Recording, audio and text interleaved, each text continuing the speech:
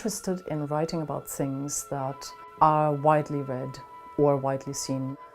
Popular culture is both a diversion from reality, political reality, for example, and of course a reflection on it, and of course also a representation of it.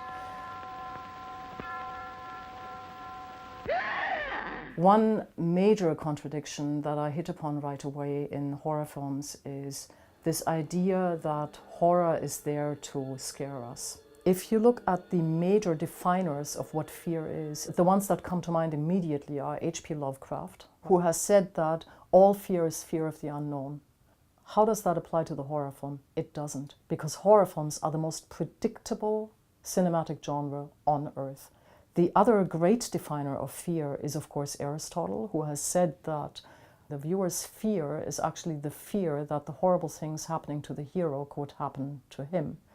Doesn't apply in horror film, because the victim, you're encouraged to feel contempt for the victim rather than sympathy. So I think the horror movie is actually less interested in scaring us, but in making us feel guilty. I think that is actually the main objective of many horror films. They're not about personal guilt. They're not about the things that you have done, but they're about your complacency, your acceptance in things that humanity does every day. They're about rape of the earth. They're about the Iraq War. They're about child abuse. They're about the fact that you no longer respond to this. Your choices of identification are rather limited. In horror, you have a perpetrator, a killer, usually, or you have the victim. You cannot possibly sympathize with the victim because the victim is a dunce. The victim is a fool.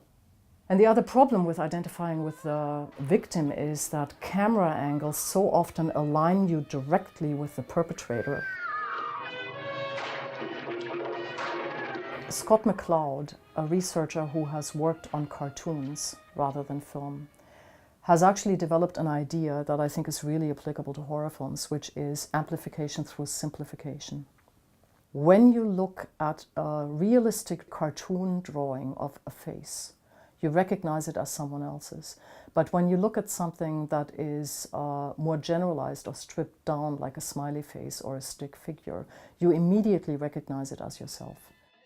In horror, you have a stick figure image of something, some generic, literal evil, and you're meant to take this very generic, simplified image and apply it figuratively.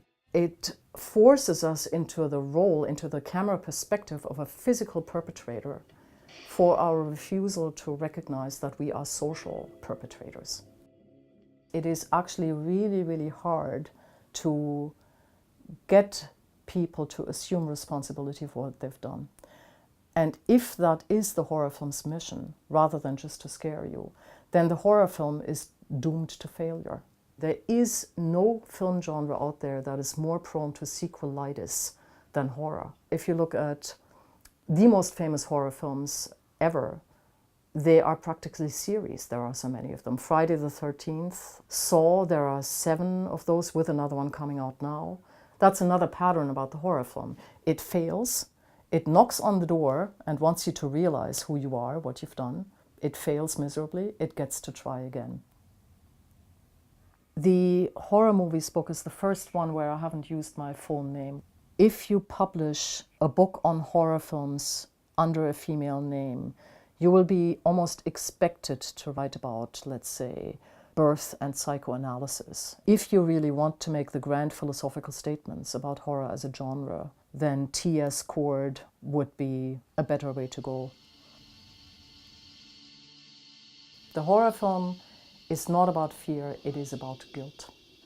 And the horror film is also, unlike detective movies or cop movies, not about bad, it's about evil. When we're talking about bad, we're asking, why did this person do what he or she did? When we're talking about evil, we're asking, why is the world the way it is?